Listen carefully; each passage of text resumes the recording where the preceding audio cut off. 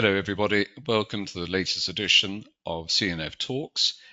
It's my pleasure today to be talking to Maria Sunyer, who's a managing consultant at EcoAct. Maria is going to be speaking at our Climate Adaptation Resilience Summit, which is being held at the American Square Conference Centre in London on the 1st of July. Maria, welcome. Thank you. Thanks for having me. Pleasure to be here. Great to have you with us. Let's turn to our first question. In your view, are companies currently planning adequately for the impact of climate change on their business models? And is the need for a robust climate adaptation plan making it onto enough boardroom agendas? Yeah, good question. So I'd say that most companies are still beginning their journey in terms of understanding and preparing for climate change impacts. And not all of them, or quite a few of them, are not at a stage where they're prepared to develop robust plans for adaptation to climate impacts. There's still a lot of work to be done in terms of understanding climate risks first. And I guess another thing I'd say, climate change adaptation hasn't had the same focus as mitigation up to now within companies, and it's not discussed in the same level of detail, probably similar to what's happened at kind of country level or in public sector. I was going to say, in terms of whether it's making it into enough boardroom agendas, probably still not there yet either. Lots of the agendas at the CISO level are still discussing targets and claims and planning for decarbonization. So still a lot of work to do in terms of kind of getting adaptation in those agendas. Mm. So it's still relatively early days, isn't it? And what is the range of climate change assumptions that corporates should use in their scenario planning? I was talking to Baroness Brown of the Climate Change Adaptation Committee not long ago, and she was of the view that 1.5 degrees probably isn't realistic anymore. Do you think it should be higher? And just a final question on that, multi-part question. Do you think scenario planning should be based on historical data or predictive analytics, given the rapid change in temperature? Yeah, so to respond, I guess, to the first question in terms of range of assumptions and scenarios to include in scenario planning, climate scenario analysis, as recommended within the Task Force for Climate Financial Disclosures, the CFD, recommends looking at a possible range of scenarios. So we need to be looking at possible futures that might occur. Within that, we still have 1.5 as a scenario, as the ones provided by the Intergovernmental Panel on Climate Change. So as yet, it hasn't been discarded, but agree that the pathway to limit global warming to 1.5 is becoming increasingly challenging. So Yeah. we've seen this last year estimates of we reach 1.28 degrees, I think, in April 2024. So we're getting very close to 1.5. At this pace, we will reach 1.5 in 2033. But it's still important for companies to look at all possible range of scenarios and looking at those contrasting scenarios. So I would say 1.5 degrees still needs to be considered, especially when we look at transition risk.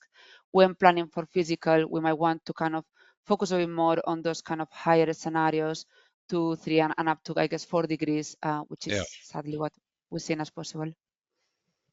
So definitely need to focus on using climate projections for future based on climate model outputs. That's critical, I guess, in terms of understanding how physical risk might evolve into the future, because just past observations are not valid anymore. And historical data just not sufficient and not representative of what's going to happen. Having said that, historical data still provides a lot of value in terms of understanding how companies have reacted to past events, what the impact has been, has any adaptation been put in place then and there. So it still provides that value in understanding what's happened and help us inform into the future. But future climate projection should be key as part of any scenario analysis. Historical data also show us that the pace of the transition has not been what we expected and has been slow and has been difficult. So it has also that value in terms of looking at preparing for the future. Okay. And with the implementation of the ISSB accounting sustainability reporting standards proceeding pretty rapidly across the world, are we finally seeing the end of the so-called alphabet soup of reporting standards? And how effectively, supplementary question, how effectively do the ISSB standards deal specifically with climate adaptation?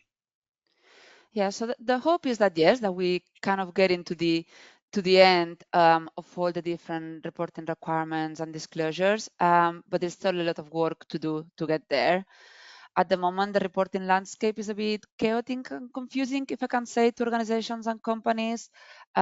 We work often with complex international organizations who are not quite sure like what they need to respond to, in which region, and to which level. So for example, the Corporate Sustainability Reporting Directive is creating a bit of confusion. I need to work with Mm, companies towards what do we need to report on.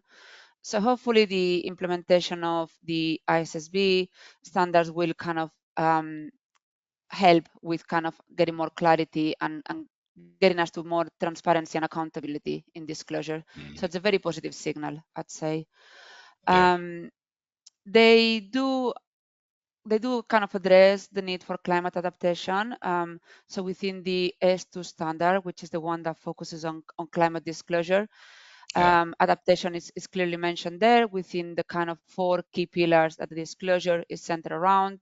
So for example, on the strategy pillars, companies are expected to disclose what are they currently doing and what do they plan to do in terms of preparing for physical risks, so on adaptation, both directly and indirectly. And the same with kind of targets and metrics, which targets are they setting in terms of adaptation. So Mm, it is there. Maybe there is need to be more of clear guidance on what exactly that's done within the mm. context of each company. Yeah, and turning from the supranational work to purely national, what's your opinion of the UK government's third annual adaptation plan, national adaptation plan? Is there more you think that the government could or should do to coordinate climate adaptation across industry in particular? And also, is it fair to say that there's more work on climate adaptation in the public rather than the private sector?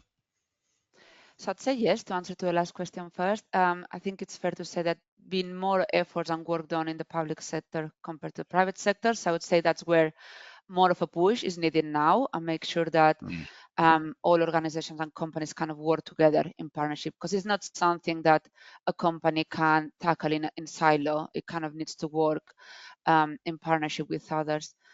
I yeah. guess for the third national adaptation plan, there were high expectations on this plan having like high ambitions and setting the pace for adaptation that's needed within the UK. Mm, We know from the work done from the Committee on Climate Change that all sectors of the economy in the UK are lagging behind on adaptation, and that includes, I guess, businesses and the private sector.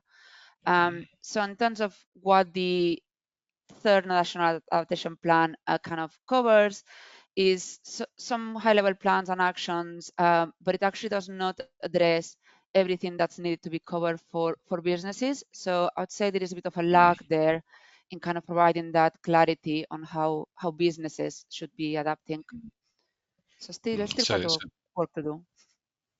so yeah, absolutely, a lot to go. Finally, what are the main mitigation techniques that companies should be considering now?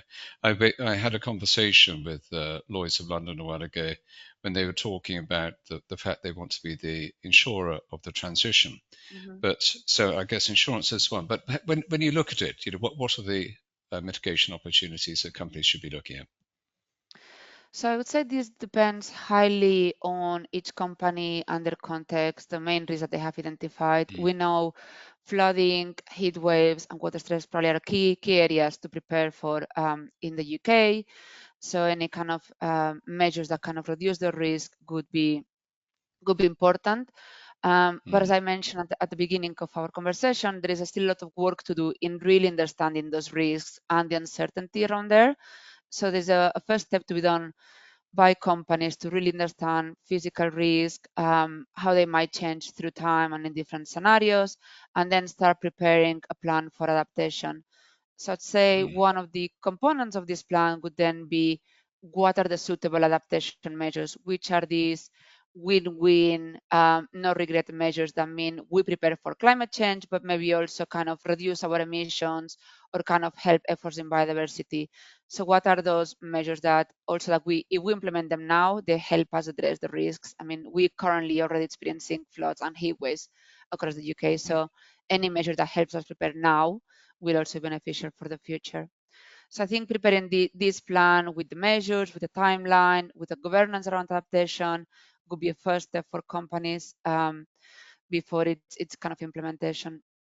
And I guess another thing which I alluded to is that this plan maybe needs to be prepared in conjunction with other climate-related issues.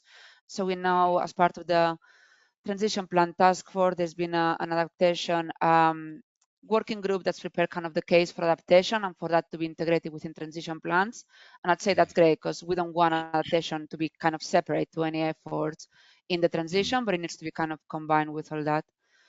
mm, So yeah, I think that could be kind of the next steps. And I guess clear disclosure and communication again to kind of support that transparency and accountability kind of when we publish this work. I know, absolutely. Well, for our viewers, if you'd like to hear more on this theme and related issues, please do join us at the Climate Adaptation and Resilience Summit coming up at America Square, London on the 1st of July. Maria, thank you so much for joining us today. Thank you. Thanks for having me. Pleasure.